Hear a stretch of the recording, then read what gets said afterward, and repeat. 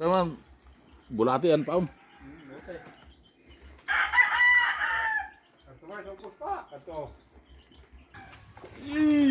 Arak.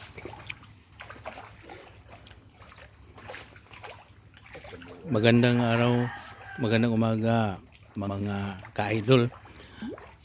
Ito po ngayon iba-vlogs po natin ang isang improvised tilapiahan dito sa Happy Valley, na kung saan wala namang schedule na pag-aani, kaya ang mga tilapia nila ay hindi parehas ang tubo. Mayroong malaki, tig 1 kilo, at saka may mga maliliit. Ang paghuli nila dito o pag-ani ay bingwit lang. Ayan oh, tingnan ninyo.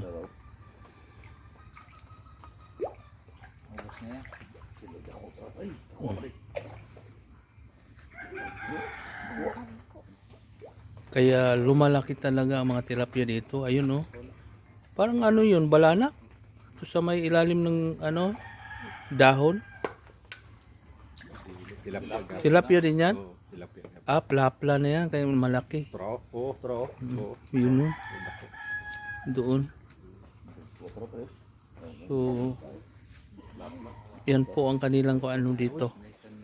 Ang sideline. Paano kung may bibili nito, namimingwit lang kayo dito? Sarapon. Sarapon? Paano ba kay Pukoton? Pukoton. Pero dagko lang makuha. Manay, one. Next sila na. Wala ko sa may. Malawak po itong ano, yung tilapiahan nila.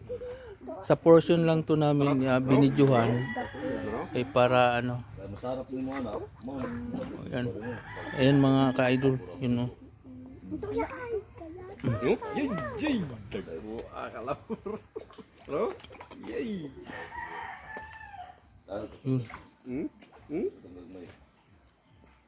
Kaya ito yung encouragement sa atin mga kababayan o ka-idol.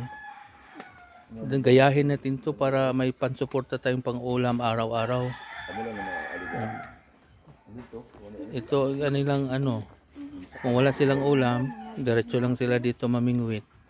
Sa ano lang nila to, pang ulam lang nila araw-araw. Hindi sila nagbibinta.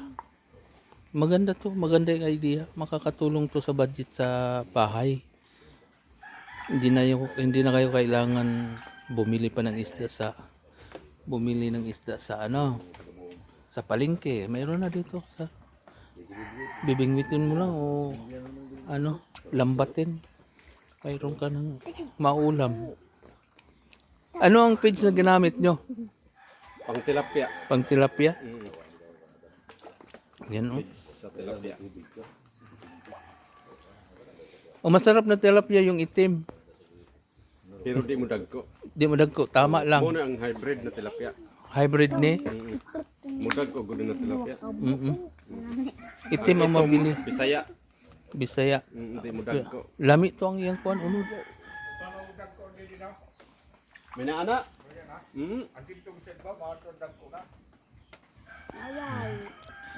So maraming salamat mga ka-idol. Bigyan niyo yung thumbs up itong aming video. Okay, bye-bye.